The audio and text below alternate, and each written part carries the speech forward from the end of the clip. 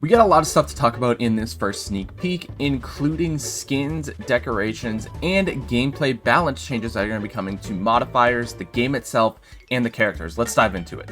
So first, let's talk about the skins. One of these skins is going to be coming in the update for in-app purchases. Skins will be priced at around $5, and remember, anything you're seeing in this dev build is subject to change because it is the developer build, so just keep that in mind throughout watching the video. And the update is going to be coming tomorrow, so make sure you get the update and stay tuned and subscribe for more sneak peeks. But we have the Ninja Goblin here. Take a look at this skin. It is awesome. Currently, skins do not have a factor for each form, so if you switch the forms, it's just going to be the skin. Doesn't matter if it's baby form or ultra form, they just have the skin. That's what it's set up like right now. Then the next skin is the Origami Barbarian King. Take a look at this guy. He is looking real good. For the next skin, we have Tour Guide Mavis.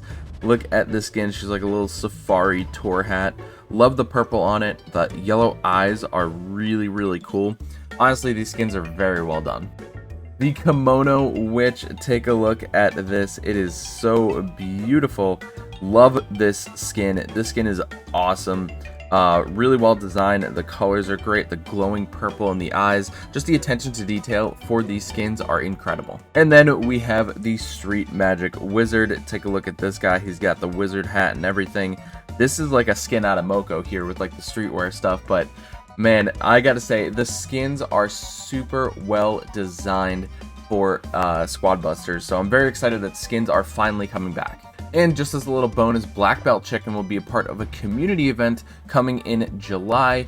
So you'll be able to get this skin. This won't be for in-app purchases, it'll be for a community event. So if you want to stay tuned for that community event, make sure you hit that subscribe button, turn on that notification bell so you don't miss what that event is and when it's going to happen. Next up, we'll just quickly run through and talk about a couple of the decorations. We have the Stone Cauldron. We have the Witch's Cauldron. Where is that at? Witch's Cauldron right here. Second from the left, and then we have the Cozy Campfire. We have an ice cream cart somewhere in here. Ice cream cart unlocks at Ice World.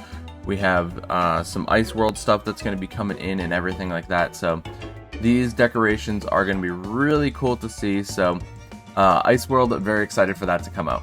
Now let's talk about a couple of the gameplay and balancing updates that are going to be coming with this update. This will be visible on update day, or most of these things will be. But after the massive launch, squads are finding their groove and showing their skills. A new round of balance changes aim to keep the action up, improve some underperformers, and make battles more dynamic and rewarding. So, taking a look at the battle modifiers first, Pinata Party will have giant pinatas full of pinata sticks when a festival is active. Right now, it's been kind of hard for a lot of people to go through the pinata. And for some people, they don't have a ton of time to play, so when they're able to get a few games in, this is going to be a little bit more helpful. For Loot Surge, there will be a Pinata Stick Surge when the Pinata Festival is active, so basically once all the loot pops up, now some of those will be Pinata Sticks during the Pinata Festival. In Spell Overload, big monsters and bosses will now have increased chances to drop spells. In Gem Overload, the Furnace Spell's Fire Spirits will no longer drop gems, so that way it doesn't reward their targets. In Doppelgangers, the drops from characters is now limited to 3 characters worth per transformation. This basically means for goblins, traders, chickens, anything that drops treasures, it'll be limited to 3 characters worth per transformation of the squad. So basically you can't like overflow with gold and gems anymore to get a unlimited amount of gems from the trader goblin combo. In Ring Grab, the gem rings are going to be worth much more gems and will now only drop 1 at a time.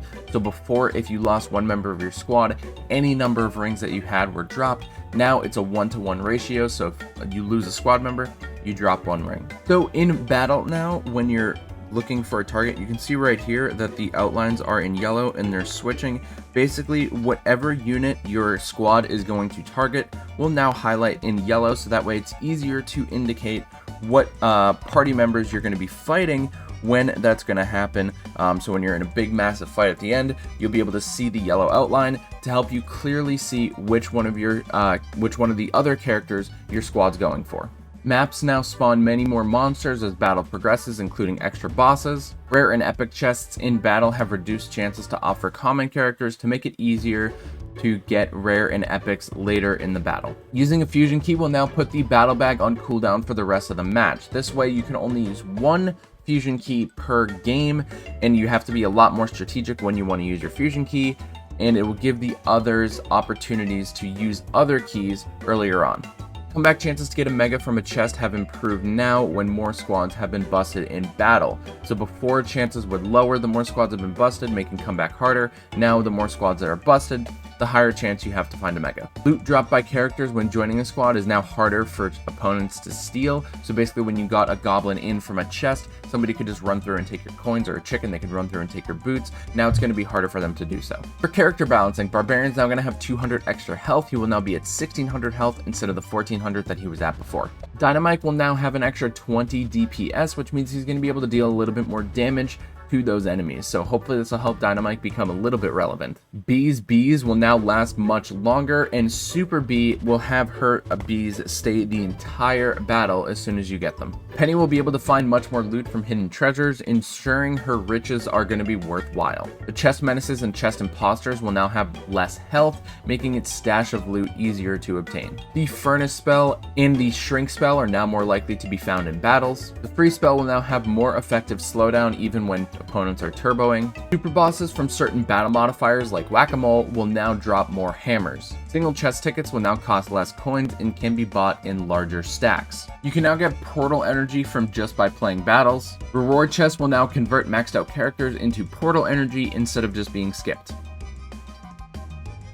Chests will no longer stop respawning in battle if a squad was busted in that while opening that chest. Tombstones will also no longer block things like tank, hive, and other map items spawning in. They fixed the swapping spells issue with the classic wizard or higher when you have those two spell slots. By tapping on it, sometimes it would accidentally throw. That issue is now fixed. And there were also variants, improvements, and fixes for spectating battles as well. So those are the massive changes that are going to be coming immediately with the update. Make sure you're subscribed to the channel and tune in for other future sneak peeks, including the new characters that you saw and everything else. And let me know what you guys are most excited for down in the comment section below.